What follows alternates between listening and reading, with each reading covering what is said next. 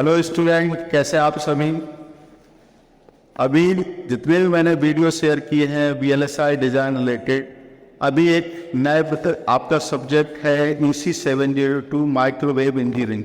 कई बच्चों के फ़ोन आते हैं कि सर 7 सेम में बहुत ज़्यादा टफ सब्जेक्ट पढ़ते हैं, उनकी स्टडी कैसे करें, क्या मटेरियल प्रोवाइड हो सकता है जिससे उनको सपोर्ट मिले।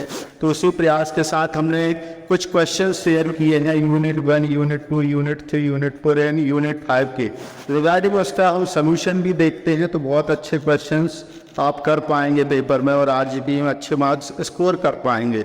लेट ऑन जो unit first questions unit first में आता है, what do you mean by microstrip line. यदि माइक्रोवेव इंजीनियरिंग करना है या माइक्रोवेव इंजीनियरिंग स्टडी करना है तो ओवरऑल आपको एंटीना सिस्टम या एंटीना थ्योरी पढ़ना होगा, जो आप लोगों ने ऑलरेडी 6 सेम में स्टडी किया है। तो यहाँ पे उसी से related what do you mean by microstrip line या इसी से रिलेटेड एक क्वेश्चन और इस पर पूछा जा सकता है, give the type of microstrip lines.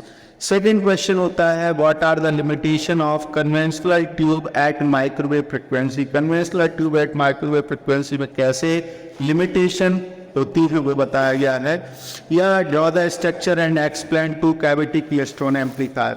जब हम माइक्रोवेव की बात करते हैं तो टू कैविटी क्लेस्ट्रॉन या कैविटी क्लेस्ट्रॉन या मैग्नेट्रॉन, सिलेंड्रिकल मैग्नेट्रॉन या प्लेनर मैग्नेट्रॉन, इस पर बहुत ज़्यादा फोकस किया जाता है क्योंकि माइक्रोवेव की बात की जाती है जहां हम गीगाहर्ट्ज़ फ्रिक्वेंसी की बात करते हैं, ये सभी चीज़ें आती है। तो बहुत इंपॉर्टेंट क्वेश्चंस होते हैं जो बार बार RGP पैटर्न या अदर यूनिवर्सिटी में पूछे जाते हैं। नेक्स्ट क्वेश्चन है explain the principle working of reflex klystron. Reflex klystron का वर्किंग प्रिंसिपल क्या होता है, कैसे काम करता है, क्या एप्लीकेशन होती है, कहाँ इसका हम यूज़ करते हैं।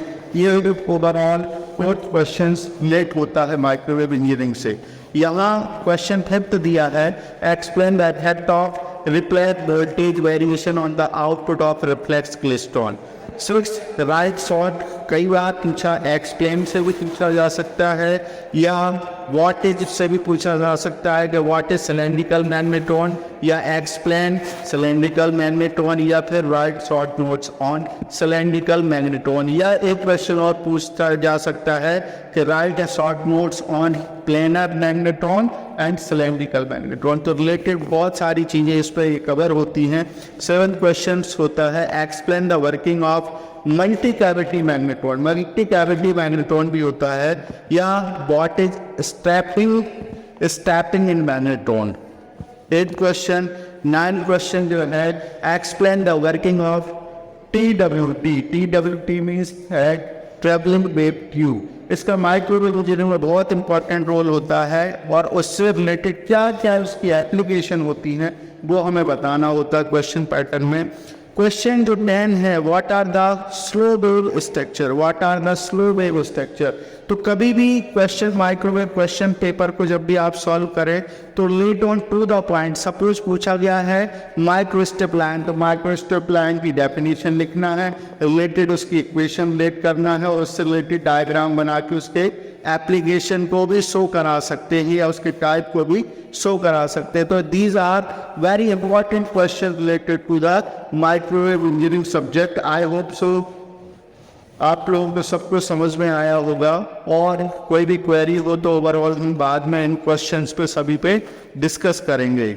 बहुत ज़्यादा इंपॉर्टेंट क्वेश्चन हैं यूनिट 1 के माइक्रोवेव इंजीनियरिंग में, इसको आप लोग नोट कर सकते हैं सभी क्वेश्चंस को।